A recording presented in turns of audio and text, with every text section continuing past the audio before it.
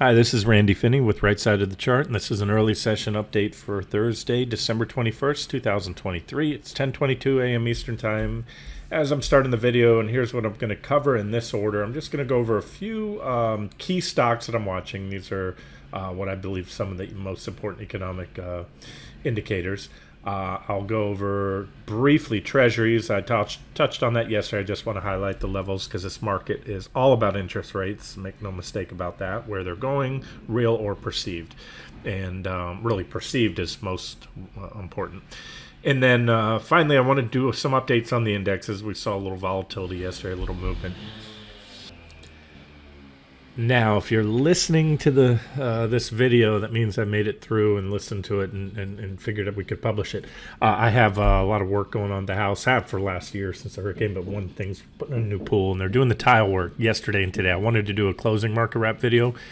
It's only going to be 2 days. They should be done today, but they've got they're cutting tile out there with a giant concrete saw, tile saw, and this is, it looks like it's a circular saw on steroids. I don't even know how they picked the thing up. Got a giant gas engine, so imagine a biggest chainsaw you can imagine. It's right outside my office, so every time they don't turn it off, it's idling anyway. So when they rev it up and start cutting, I have to pause the video, or again, hopefully I can get through this one. Alrighty, let's just start out here with FedEx. So yesterday, FedEx had some poor guidance. They reported earnings and got the snot knocked out of them. I think it was down like 11%, at least throughout the day I looked. And of course, it was also technically significant. You can see here we've had divergences building. There it goes. And we had a divergent high at this point right here. We made an equal high, and you can see it there. And we had a correction. We broke some trend lines, and then like a lot of things, it's just had this another pretty strong thrust up. And again, that was all due to the abatement in yield. So everything rallied. Everything with a ticker was rallying when treasury yields were falling. But all of a sudden, we're back. We got knocked down, and technically, you can see they took out that near-term uptrend line, put in a divergent high. We had, what I call an ADH, or almost divergent high. We had virtually equal highs there, slightly higher high on the RSI, but the divergences still showed through on the PPO down there. When you look at the weekly, you clearly, and the weekly charts are. I say this often, but I cannot reiterate enough. Much more important. If you wonder why I'm just continuing to expect not just weakness in 2024, but actually an outright big leg down. And I'll tell you, I've been every time there's an economic report or the market moves, like yesterday, I came, checked in stopped in my office, saw that big move down. We took out that level I told you on the NQ, had the waterfall selling, and I just wanted to make sure there wasn't any headlines, because that was by far the biggest. I pointed out the biggest red candle on the 60-minute in months, and there wasn't. But what I do, I turn on the TV and then I hear the bobbleheads. I usually don't watch it. The only time I'll turn on CNBC or Bloomberg is to see what's going on an economic report when the release comes, or the Fed meeting. And then invariably they're going to march out the pundits. And I can't, maybe, and again, I'm sure, I know for a fact a lot of you probably watch the CNBC or Bloomberg throughout the day, or a lot more than I do. But I can't recall, let's just say, such unanimous bullishness among all the so-called experts and pundits out there that are looking for a good year in 2024, market going up. And at best, some are maybe tempered, 8% up, maybe flattish year. And so again, my views are a lot different. And where I'm going with this, guys, is these weekly charts. This is just FedEx, but again, the S&P 500, the Nasdaq 100, the semiconductors, all the important sectors are showing me the same things. And it's these divergences, and this is just FedEx. I'll mark up this one. This is as far back as I can roll when I roll the scroll wheel on a weekly. So we can go back to 2006. I think that's a pretty good track record, right? And this is what happens. And again, divergent lows are bullish, so don't get me wrong, those are there too. But these are the weekly. Okay, had to pause again. All right, and these are, again, all the weekly divergences here. And remember, I'm using log scaling. And so all of these moves, you can see the pricing over here well into the double digits, 20+% in most cases, if not 50 or more. This is the only top right here that you didn't have divergence. See, it's kind of like what I just showed you on the daily. It almost had divergence, and then you had a blow off top. You had this slightly higher highs on the indicators with the higher highs in prices, but then I marked it. And guys, when I put a question mark, that's not hindsight stuff. I put that on created that back on February 11th, 2019. And so I identified what did prove to be a blow-off top. That's what a blow-off top looks like when you see a near vertical advance on high volume and other things. And then from there, just to show you, and I'll move forward. I won't spend too much time on 67% drop. Okay, divergent high there. So you can see pretty simple, but pretty reliable stuff. And there's our most recent divergent high. And here's the... Okay, I'm constantly pausing and unpausing this, so sometimes when you do that, then it's hard to see if the pause button click didn't take. So I'm just going to go back if I didn't mention it. This was a 60-something% drop. That was a blow-off top right there. And again, that's about the only exception. This may have recorded when I just covered this. If not, I just want to make sure. Right here, we had, again, what looks like on the daily chart, an ADH, almost divergent high. We had divergence, building, and then we had this blow-off top, that last little thrust up. And the reason, I created that back when it was happening, that's what the question mark means. Created that back in, early February 2019, identifying that, and that certainly is what it was. I think it was, a 67% drop from there. And so again, with almost divergence, for all intents and purposes, sometimes you get a blow off top, you'll just slightly take out the divergence and then boom. But again, I'm rolling back as far as this platform will let me roll. And you can see the history, and here's your long-term bull market uptrend line. Probably have to go back to there you can see this goes back to the 90s. Look how well defined it is. And that's something I often say this, that the same technicals that work on short-term time frames to get in and out, even like that 60-minute we had 3 sell signals yesterday in NQ. Trendline break, back test of it. Well, that was an objective short entry. And then when we took out that horizontal support that I said would probably do the trick and did, and that's 60 minute stuff. But the same thing works on these longer term time frames. Only thing is, sometimes I feel like I even want to waste my breath covering it because it takes so long to play out. It's not an exact timing indicator, but what it does, and the reason I do it, it helps formulate the bigger picture.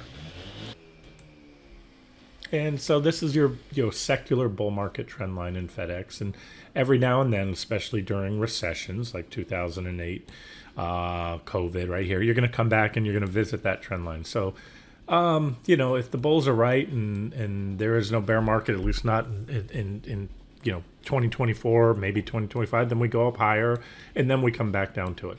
Otherwise, if again, let's zoom back in to the weekly, if these divergences play out so far, kind of what I said in the comments that I made yesterday or in the post there, the breakdown that we had was very impulsive on NQ, and that helps to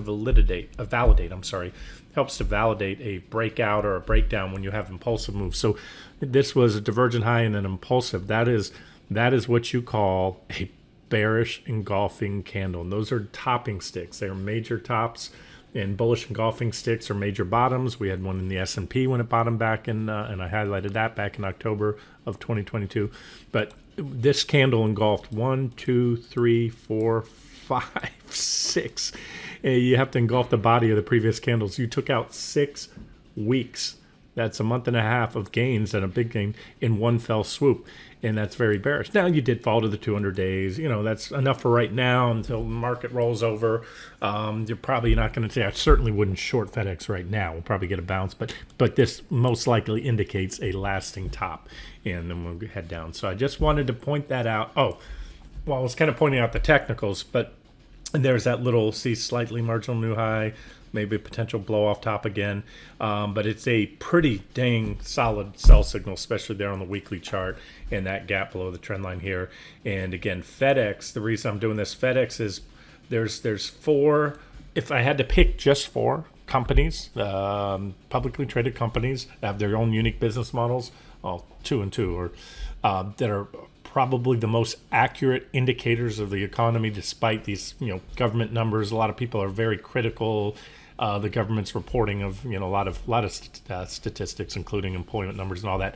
This guy will tell you, and I encourage you to do this. Go back on your own, pull a far back as you can go, 20 plus year chart on FedEx, UPS, and the other two I'm going to give you here, ADP and PAYX, the big payroll companies, because it's simple. And I don't think I have to explain to you why FedEx is such a proxy for the economy. Obviously, when goods and services are picking up and booming, there's a lot more shipments, right? There's documents being sent for closings and packages being sent and all that. So anyway, that's something to note. I think it's very significant. Does it, tell us what's coming? Who knows? Here's UPS. And again, you're watching Apple and the big Mag 7 make new highs. In UPS, I don't care who you are, we can differ on where we think things are going, but nobody can argue that UPS is not in a bear market, in a solid downtrend. That's the definition of a downtrend. Lower lows and lower highs, just like higher highs and lower lows is an uptrend. So again, you do not have to be an expert technician to look at this chart and say, wow, UPS is in a downtrend. Yeah, it just rallied off the bottom 22%. So some people say, oh, that has to be a bull market. It rallied right into its 200-day moving averages and rejected. So until and unless these economic bellwethers start singing different songs, I'll remain skeptical of the claims that we're going to see, we're in a new bull market and 2024 is going to be a strong year. So again, I'll watch this, and when one thing after another, here's a beautiful trend line. When does that change? Well, you take out the trend line. It's not a great trend line, actually. I look at it. There's enough reactions to validate. There's at least 3 distinct reactions, but there's your previous reaction high and another one right there. So if UPS gets up here, then hey, you know what? It's telling you that, hey, things are looking up for UPS, and same thing with FedEx. FedEx can undo what was done this week. The bearish, pretty much take out this week's highs, the pre-earnings highs, then, that's hard to argue as anything but bullish. The other ones are, and I was noticing today, some big movement, PAYX and ADP. PAYX must have reported. I didn't even pull it up. This is a daily chart, down pretty hard today. And you can see remember recently I covered these trend lines on a lot of the bonds, the equity markets, the indexes, the sectors. We have a lot of them have these clean and very steep, dangerously steep uptrend. When you get these kind of robotic autopilot moves up, and again, I talked to you, or I showed you recently, we had a lot of corporate buyback, record high corporate buybacks, but you can see PAYX has a pattern. It looks like a little EKG here, and you can see these steep uptrend lines that almost always blow off tops, followed by big downs, right? You can see it pretty clearly, and boom, it broke down. And that's not, you don't have to squint. Did we break down or we below the trend line? That's powerful. What that does when you gap down like that, it traps all these longs, all these what I call JCL or Johnny come lately longs I wanted to buy. They didn't want to buy back here when treasuries peaked or wherever, or the breakout they bought here. They're all wiped out, and so they're below. If they even had stop losses up here, those stops got bypassed. It's just a pretty nasty candle. That's all I'm going to say. And then tons of other technical. You can see I didn't update this chart today. I've had these levels on here. I circled the high level bearish PPO crossovers right here. I think you can see the little blue lines. And now we have one right here. I'll add a new blue line to it when I get a chance. But that's the purple, what I highlighted these tops. And just take a look. This one came a little early, but then see what happened after you got these high-level bearish PPO crossovers. Again, without exception. I didn't miss any there. You got that. And so now it would stand to reason you're going to get this. And if we break this, 105-ish, 106, that's massive support right there. And that means get out of Dodge.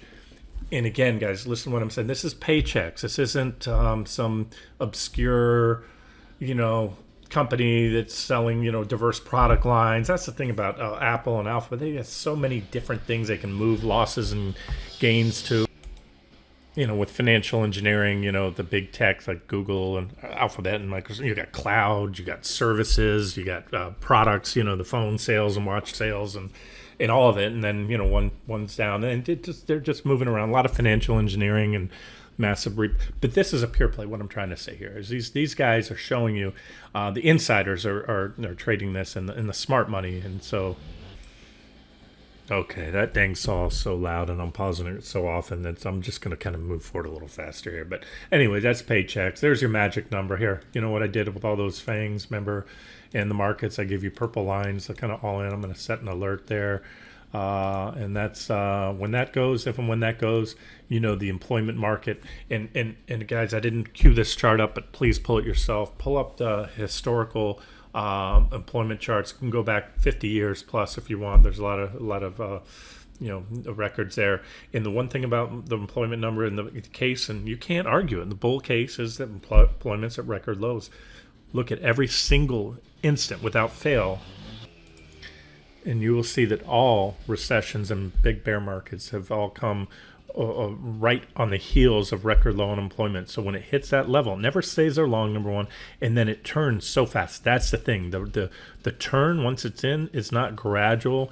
You see a pretty sharp move. So these guys are the canary in the coal mine for the jobs market. All right, so let's keep an eye on them. And this is the 2-year. This looks a lot like, I'm going to get to IWM in a second because I've highlighted the small caps recently. This is very comparable. You have a clean, well-defined sideways trading range. And look, this can go either way. These guys can rally up, and a breakout above, a solid and sustained breakout is bullish, and a solid and sustained breakdown below is very bearish, and not kind of short-term trading stuff. Again, this is a tell in the jobs market. So kind of, okay, the long, you know, the bullish case wins, and a longer term bearish case wins if that happens. So, and here's ADP. ADP, again, you can see my chart marked up with all this is the daily, all the divergent highs. It was COVID. Was it, you know, random event? You had the wedge break, beautiful trend line there, divergent high. The DH isn't in there, but that is, you know, big divergence, divergent high, divergent high. Divergent lows are in there too, and these are the rallies that come off. But divergent high, and I must have circled here, overbought readings, overbought, near overbought right there recently. But we're coming off that divergent high, which is still the most recent divergent high. Oh, you can see we also took out this uptrend line here, breakdown, back test. But bottom line is, you know, it's anybody's game right now. But this is where bears win below the bottom of that trading range, and bulls win if they can power on through here. But we're still coming off a divergent high, like so many stocks and sectors. This is when the top was in. And again, you can say what you want where you think things are going, and I wouldn't call this a solid downtrend, more of a sideways. Again, you can see it's a multi-year sideways range, but keep an eye on this. Now, zooming in shorter term, again, I think based on the move, and I haven't checked the numbers, I think PAYX probably reported, ADP may not have yet, but watch this one. And there's a beautiful gap backfill. I had this box here. I've already been watching that for a while. Created that back on November 13th because we had a big gap there. Beautiful. And there's a great example of technical analysis. Another takeaway from trading, if you're new to this, traders love these gaps. They're like magnets. Once you enter the gap, usually the top of the gap then, and that's the close, the fat part of the body. That's why that's the intraday move. There's where you close, so that's officially the top of the gap. We had a perfect gap backfill, rejected, and now, actually, I'm going to add one more level to watch right here. And I'm going to set an alert on that one too. Why? Because you have a lot of reactions right here recently, and that's an important support level. And so there it is. So that's those are the things to watch. I think I already covered. Didn't I already start with this buzzsaw has me all crazy? Yeah, FedEx. If I didn't, yeah, there it is. FedEx and UPS. They got knocked down the other day. Yeah, I already covered those. All right, moving. Let's kind of recap. I covered it the other day, so I won't again. This is TLT in the last few years, and you get overbought, and you either have a one and done. Usually, it's a a cluster, what I call of consecutive readings. There were two there, two here recently, and when you hit the 70 level, and then you want to see that I always say overbought and oversold are not buy and sell signals, or conditions, just like positive and negative divergences are conditions. What are sell signals are various things: trendline breaks, support level breaks, bullish bearish candlestick reversal patterns, all things like that, or in some cases as simple as a PPO crossover. So you got the overbought readings, that was followed by a bearish PPO crossover shortly after, which marked the top, and so that's what we need here. So here's kind of, let me just step back and then I'll get to the index charts and we'll wrap it up here. Kind of my big view here is, you know me, I made it very clear, I was very bullish and made an unusual, overly large, long-term 401k move into bonds and everything before the Fed meeting, the second, not the recent one, the previous one. Before we nailed the bottom, like nailed it with impunity. And I made the case, based on longer term charts, I'd still the intermediate term outlook on treasuries is still bullish.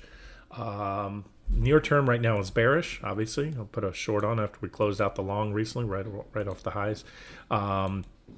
But I also have,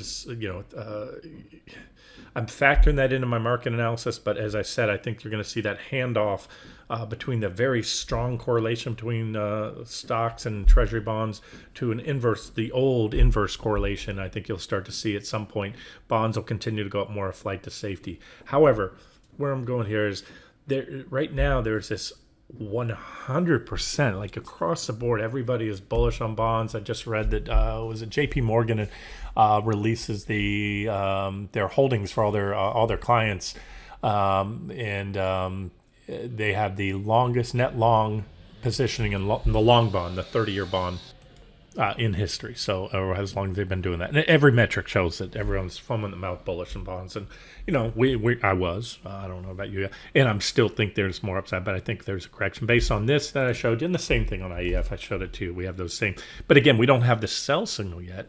I did short it resistance the other day, and I told you I'm going to give my little room on it because it's typically or historically, I should say, at least in recent years, it's been inevitable. There was another RSI right there. I didn't go back that far. This is IEF, the 7 to 10 years. So this is really tracking the 10-year Treasury bond. Mark that major top, and then your bearish PPO crossover came shortly after. I'm just trying to make a horizontal line there. So that's it. I think all eyes are seeing this. I can tell you from what I listen to, everybody's expecting this is just going to go up forever. I think we'll get a little pullback, and then you'll see the stock market have some jitter. So that's what I'm looking at near term. So now get to the stock market. Let's do that. Let me start with ES because somebody asked me about that today, and I put up a chart for them. Okay, had to do a really long pause there. The contractors wanted to get my input on how to tile over the what do they call it, the little skimmer cover. Anyway, so I'm back. It was about a 10-15 minute pause, but sorry to spend so much time talking about the ADP and the jobs, numbers and those bellwethers, the FedEx. But I think it's very important because there is a small, very minority subset of folks that agree that kind of with me that the lag effect is real. It's just going to take longer this time for many, many reasons. I could sit and talk for 2 hours on, but it will kick in, and it'll kick in most likely in 2024, sooner than later. Again, my charts jive with that fundamental analysis, but we still do need to see those sell signals. However, on the flip side, if it doesn't, and if the Fed goes pretty much, let's keep it simple. If the Fed goes full-blown easy and we do get the cuts that are being priced into the market and there's no big blow-ups and the economy holds up, those are the three ands. So, Fed goes easy, gives the market back what it wants. The juice, the easy money, stimulus, whatever form it comes in. There's many forms other than just lower rates. And we get that. There's no big blow-ups, and the economy holds up. Yeah, we could have a very good year, and I'll tell you that the small caps could explode. I'm going to get to those in a second. They'd probably have the biggest upside. They would almost certainly outperform large cap stocks.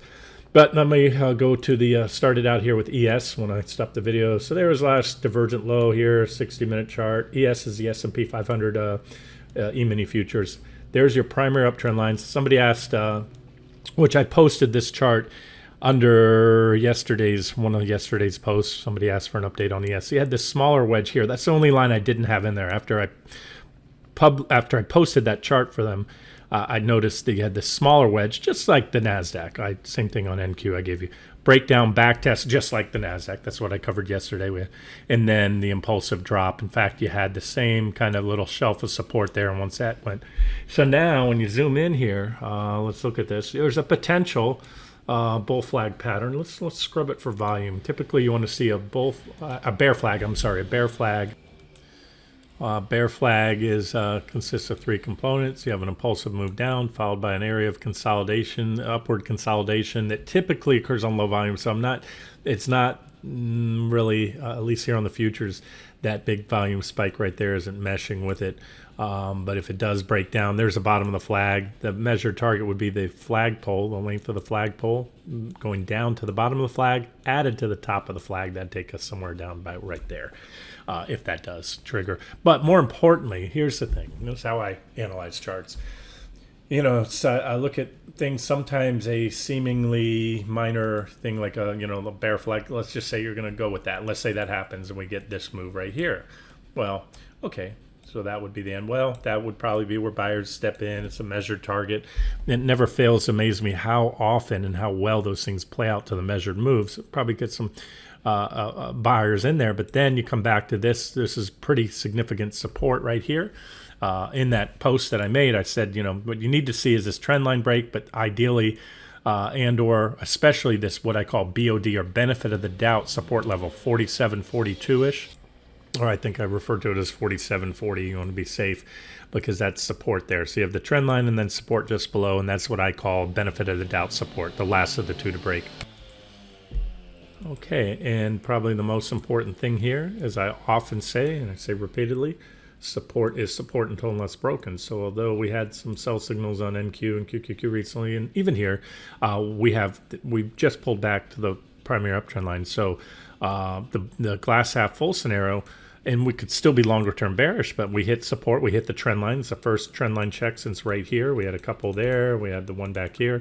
So maybe we go on and make a new high. And if we do anytime soon, again, with in quotations anytime soon, it's guaranteed to be yet another divergent high and probably just set up a bigger drop then, and that would still come into play as key support 47.40ish right there. Because again, if it doesn't happen soon, we could this all can change. So that's the S&P. There's your levels. You want to set a price alert? I'm actually going to do it right now.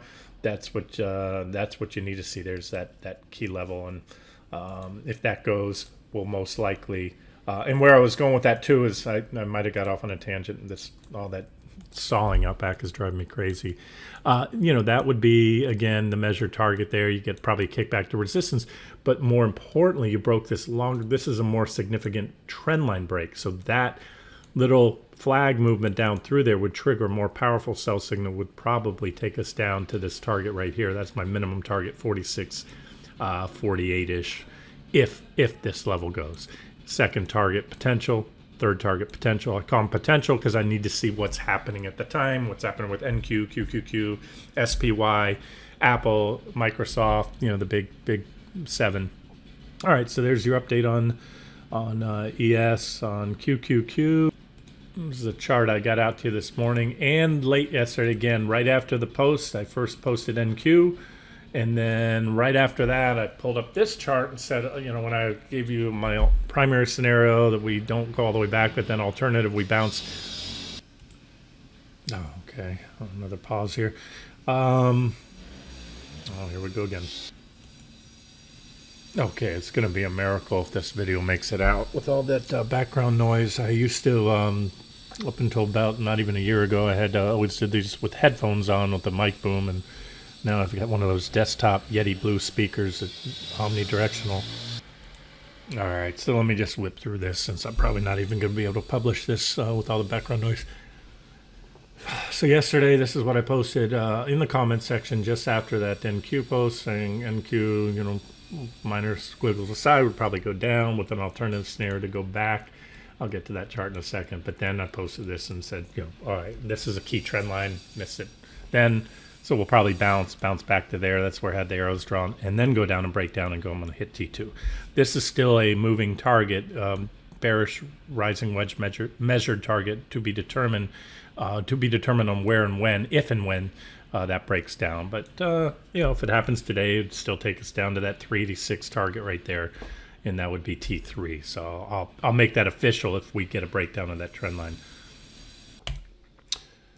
Okay, wow, never worked so hard in my life to get a video out, and all this probably for nothing with all that background noise, but here we go.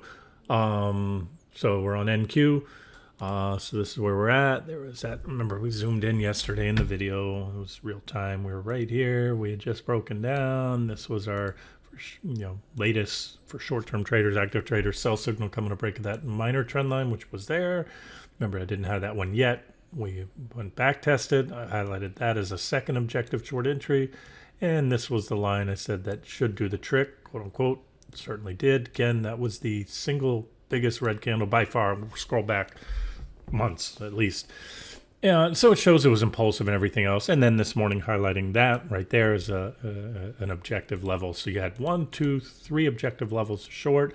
That was exactly when we hit QQQ trend line. So would have, then with the follow-up post or the comment, favored a bounce. So that then put that all, what was that initially the alternative scenario as a primary scenario to get a bounce back there. And now you have that little uptrend line kind of flag thing going. And so then you still have this trend line that will probably come into play as well. That's why, and again, unless you're new to the site, you've heard me say this 1,000 times, even if only trading QQQ or ES or SPY or NQ, you want to watch them all because any one of those hits support. In other words, yesterday's the example, QQQ hit a trend line. When NQ, I didn't have any trend lines or anything there, and that's where the buyers stepped in. There are a big subset of buyers, pros, professionals, and amateurs that only trade QQQ, and there's another subset that trades NQ or even ES. Sometimes that's the thing. You're trading the Nasdaq 100, but then the S&P 500 hits support that you don't see, and the buyers step in there. Well, they all hold the same top stocks. The Mag 7 are both the top components of the NDX. And now, I'll tell you, since we had a reaction, here's how technical analysis works. You put certainly have enough now to show you that this is now support as well, 16,756, right? And then you have a trend line here. So all the better if we go on down through here, that would be your next objective short entry or next sell signal, let's say. You already had an objective short entry here. So that's it. There's QQQ, 60-minute, which I think I already covered. Next target, bearish rising wedge measured target, which will come in around 386 if we break down today or tomorrow. Very important to note on the daily chart. I've got different boards here. There you go. There's a clean board. Remember, we have a lot of these uptrend lines. Many. I had some price alerts trigger yesterday, a couple sectors breaking down, but they're pretty well defined, meaning you have enough candles here. You wrote it up there with about 4 candles, another reaction. So those are trend lines that will trigger a more significant sell signal here on the daily chart. And then the big level, keep in mind that, remember, all along for months now, I've had this marginal from since September 18th, an alternative, which obviously since became primary scenario, would entail a marginal new high in QQQ and still a divergent high, followed by a drop to all price targets. These are the daily time frame price targets. Had somebody ask, what are your longer term? When are you going to share those? My reply, again, it's in the comment section. I've been sharing them since before this started. Back in January, I laid out 4 targets for you on QQQ. T3 was hit here. It's been a heck of a reaction off that third target. I had a divergent low. And this is still T4 down here around 235, which I still maintain I think has a good chance of being hit. There's your negative divergence here on the weekly time frame. Last time we had a divergent high was right there. The time before that was right here before COVID. And then the time before that was right here, 2018.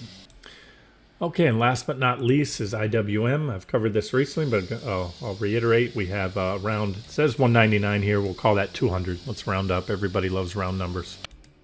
Plus, we had a little spike above it there. Okay, had to stop it again here, but last one. So there's the trading range. We call it around 200. Very well defined, multi-year trading range. Bottom of that range is about 163. And as I highlighted the other day, go back for all the way into 2021. What history shows us overbought. That's when you're above the 70 level right here, the red line. Is typically right before a top, and then you get the bearish PPO crossover, which I have circled in purple, and you can see, at least going back the last couple of years, of 100% success rate, getting out of long, shorting those. That one you weren't overbought, but you still got the bearish PPO crossover high level, and then that's that. So there we are. We have the extreme overbought reading, no bearish PPO crossover yet. And, in a bull market, what I like to say is overbought tends to become more overbought or stay overbought for an extended period of time. You can see that when you scroll back long enough. Well, last time IWM was in a bull market, you had overbought. It didn't matter until it did when COVID hit, overbought there. So typically, generally, and again in any security, you typically want to be looking to harvest profits on longs and or get ready to position short, again pending the sell signals, because overbought can stay overbought. And if you simply just short a tag of the 70 level on the RSI, quite often you're going to feel some pain. Sometimes it's one and done, but quite often you're going to become a little more overbought or even get some divergence there before the actual top is in. So that's it. And then look, this goes if it goes the other way, Fed gives the market the juice that it wants, and there are no major systemic blow-ups in the system, financials, non-financials, something else, crisis with treasury bonds, anything like that, then and we get the lower rates and the economy holds up, the job market holds up. Again, it's only a couple ifs, but they're big ifs, and then you could have a breakout here. And ideally, if you got it soon, you'd probably come and back test because of the overbought conditions. From my experience, you're only going to go so far. So then maybe you look to position on a pullback. And this is powerful. So because small caps are more dependent on financing and they tend to have lower quality debt, they're very, very sensitive to interest rates and the economic cycle. And it cuts both ways. So if 2024 isn't going to see a bear market, if the stock market's going to hold up or go higher, small caps will most likely outperform. And otherwise, again, history shows we're still, they haven't broken out. Resistance is resistance, tone less broken. And if things go the other way and all those divergences and, the bear case plays out, these guys are coming back to the bottom of the range. And this range, let me tell you, is getting very long in the tooth. If we go back down to the bottom, I'm going to say the odds are going to be high that in the next time around, even though we may get one more reaction before then, we'll probably ultimately break it. I mean, this thing's going to break one way or the other. Rarely do you see a 2-year, very well-defined trading range in an index like that doesn't go on for 5 years, 10 years.